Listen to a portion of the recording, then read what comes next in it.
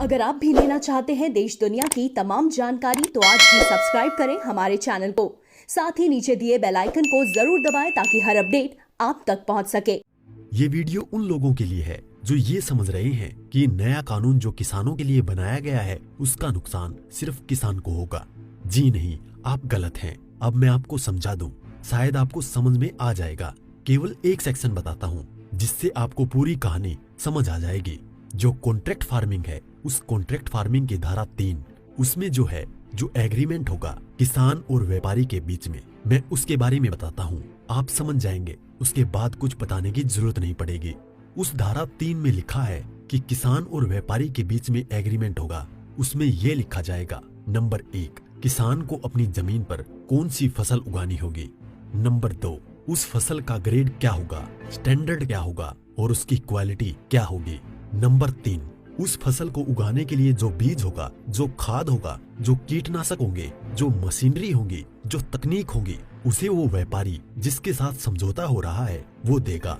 उसके बाद उसी एग्रीमेंट पर लिखा जाएगा उसकी कीमत क्या होगी। जो फसल उगाएगा, जब फसल पक के तैयार हो जाएगी तो किस कीमत पर व्यापारी खरीदेगा, ये भी लिखा जाएगा। साथ में ये भी लिखा जाएगा कि इस फसल की कितनी बार चेकिंग होगी। तो बोते समय जब फसल बढ़ रही होगी उस समय, और जब फसल कट के व्यापारी खरीदेगा उस समय, 3 समय उसकी चेकिंग होगी। अब मैं आपको समझाता हूँ एक बहुत मोटे से उदाहरण से। समझो, ये मानिए कि इस कानून के हिसाब से पूरे देश की जमीन, पूरे देश के जो किसानों के पास जमीन है, उसका जो व्यापारी है उनसे एग्रीमेंट हो गया। व्यापारियों से एग्रीमेंट होने के बाद सारी जो फसल है वो कहाँ जाएगी, व्यापारी के घर में।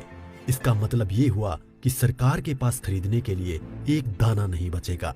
सारी की सारी फसल व्यापारी खरीद के ले जाएगा। और व्यापारी कितनी फसल खरीद सकता है, पहले उस पे प्रतिबंधता थी। अब आवश्यक पशु अधिनियम से वो बैरिकेड हटा दिए गए हैं। यानी कि जो एक लगा रखा था बैरियर कि इससे ज्यादा नहीं खरीद सकते, लिमिट लगा रखी थी, लिमिट को खत्म कर दी। इसका मतलब व्यापारी जितनी चाहे फसल खरीद के अपने गोदाम में रख सकता है। अब मानिए कि पूरी फसल किसान से व्यापारी के घर चली गई, तो आप थोड़ा सा पीछे आइए। 2013 में इस सरकार ने संसद में कानून बनाया था इस देश के गरीब लोगों के लिए। 82 करोड़ गरीब लोगों के लिए नेशनल फूड सिक्योरिटी एक्ट यानी राष्ट्रीय खाद्य सुरक्षा कानून के तहत 82 करोड़ लोगों को 3 रुपए किलो चावल, 2 रुपए किलो गेहूं और 1 रुपए किलो मोटा अनाज देना था। अब मैं आपसे सवाल पूछता हूँ, अब समझिए, आप सब कुछ जब सारा अनाज व्यापारियों के पास चला गया, सरकार के पास कुछ नहीं है, तो सरकार इन 82 करोड़ लोगों को कहां से अनाज दिलाएगी, पहले तो ये बताएं। इसका मतलब जो 82 करोड़ गरीब सरकार की मदद पर निर्भर था वो खत्म हो गया। मतलब आप कह रहे हैं कि किसानों के खिलाफ बिल है, किसानों की भलाई की बात कर रहे हैं, किसानों के खिलाफ लोग समझ रहे हैं। नहीं, ये पूरे देश के खिलाफ है। इससे 82 करोड़ गरीब खत्म। देश में 5 लाख जो राशन की दुकानें हैं वो भी खत्म।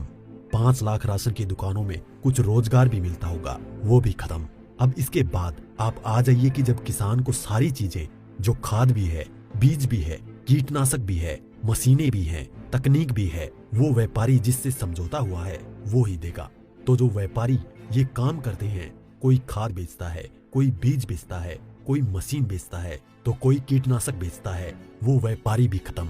तो आपने व्यापारी खत्म कर दिए, गरीब मजदूर खत्म कर दिए, और किसानों को आपने बंधक बना दिया, मजदूर बना दिया, गुलाम बना दिया। कैसे? अब मैं बताता हूँ। जब किसान की जमीन पर एग्रीमेंट हो गया तो किसान चाहकर भी अपनी जमीन में मानो मक्का बोए हुए है, मक्के से एक बूटा तोड़ के नहीं खा सकता। आज की तारीख में तो खेत में जाओ और एक नहीं 10, 20, 50 जितने बूटे तोड़ के खाने हैं खाओ, खूब सेक के रिश्तेदारों को भी ले जाओ।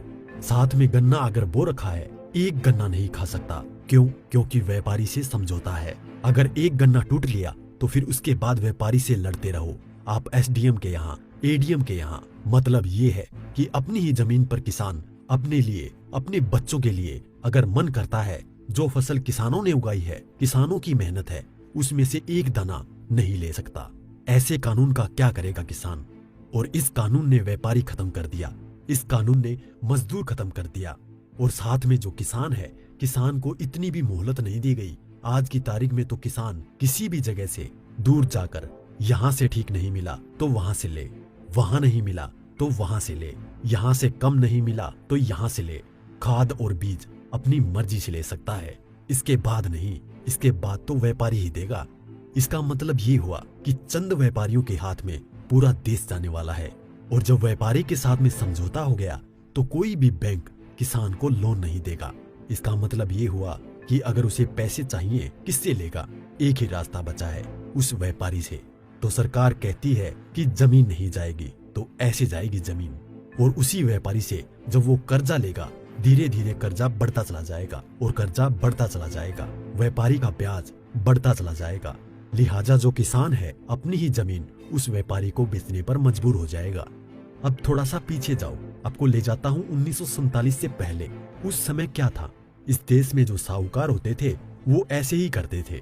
किसान को पैसा दिया, वो पैसे पे इतना ब्याज पर ब्याज पर ब्याज पर ब्याज किसान की पीढ़ियां गुजर जाती थी, कर्ज नहीं उतरता था और सारी जमीन जो है वो साहूकार के यहाँ पे चली जाती थी। मदर इंडिया और धर्मेंद्र जी की गुलामी जैसी फिल्में देखें आप। और अगर पढ़ना हो तो गोदान पढ़ो मुंशी प्रेमचंद जी की। पहले वो अपनी ही जमीन पर बंधुआ मजदूर बनेगा, उसके बाद में अपनी ही जमीन बेच जाएगा। ये है इस कानून का परिणाम जो आगे तक नजर आता है। इसलिए ये कानून पूरे देश को तबाह करने वाला है। अब एक चीज और रह गई, उसे भी बता दूं। जो मध्यम वर्ग के लोग जो आज रोटी खा रहे हैं, जब व्यापारी सारा अनाज अपने गोदामों में बंद कर लेगा तो वो जो आज उसने लिया जिस दाम पे उससे 6 गुना 7 गुना 8 गुना दाम पर बेचेगा। तो जो मध्यम वर्ग के लोग जो घरों में बैठे हैं उनको इस आंदोलन में बाहर आना चाहिए। जो अनाज, ये आटा 20 रुपए से 25 रुपए 30 रुपए किलो मिल रहा है, वो ही इस कानून के लागू होने के बाद वो आटा, वो अनाज उन्हें 50 से 6 गुना दाम पर मिलेगा। 100 रुपए, 125 रुपए, 150 रुपए किलो मिलेगा। तो असर किस पे पड़ेगा? एक भी व्यक्ति नहीं बचेगा जिस पर इस कानून का असर ना पड़े। इसलिए मैं कहता हूँ कि ये किसानों के विरोध में नहीं है, देश को तबाह और बर्बाद करने के लिए है। इतना सब कुछ पता होने के बाद भी अगर आप किसानों का साथ नहीं देते हैं तो आगे आपकी मर्जी।